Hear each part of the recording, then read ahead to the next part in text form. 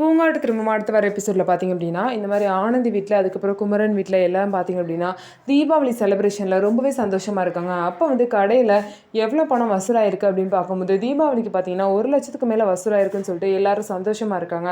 அதுக்கப்புறம் பார்த்திங்க அப்படின்னா வீட்டில் வந்து குமரன் வீட்டில் எல்லாருமே வந்து தீபாவளியை ரெசார்ட் போய் அங்கே தங்கி கொண்டாடலாம்னு சொல்லிட்டு நினைக்கிறாங்க. அதே மாதிரி பார்த்திங்கன்னா ஆனந்தி வீட்லேயும் கூப்பிடுறாங்க. ஆனந்தி வீட்லேயும் எல்லாரும் பார்த்திங்கன்னா ரெசார்ட் போகிறதுக்கு ஒத்துக்கிட்டு அவங்களும் கிளம்பி வராங்க.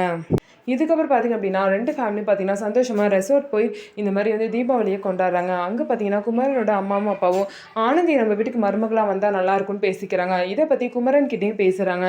குமரனுக்கு பார்த்திங்க அப்படின்னா குமரன் மனசில் ஆனந்தி வந்து இருக்காங்க. அதனால் நான் இந்த விஷயத்தை ஃபஸ்ட்டு ஆனந்தி கிட்ட பேசிட்டு சொல்கிறேன்னு சொல்லிட்டு குமரன் சொல்கிறாங்க. ஸோ குமரன் வந்து ஆனந்தி கிட்ட இந்த விஷயத்த பேசிடுவாங்களா, பேசினதுக்கப்புறம் ஆனந்தி வந்து அவங்க லைஃப்பில் என்ன நடந்திருக்கு அப்படிங்கிற உண்மையை சொல்லுவாங்களா, அந்த உண்மையை சொன்னதுக்கப்புறமும் குமரன் வந்து ஆனந்தியை வந்து ஏற்றுப்பாங்களா அப்படின்னு சொல்லிட்டு வெயிட் பண்ணி பார்க்கலாம். நம்ம வீடியோ உங்களுக்கு பிடிச்சிருந்தா நம்ம வீடியோவை லைக் பண்ணிக்கோங்க, மறக்காமல் நம்மளோட சேனலை சப்ஸ்கிரைப் பண்ணிட்டு பாருங்கள்.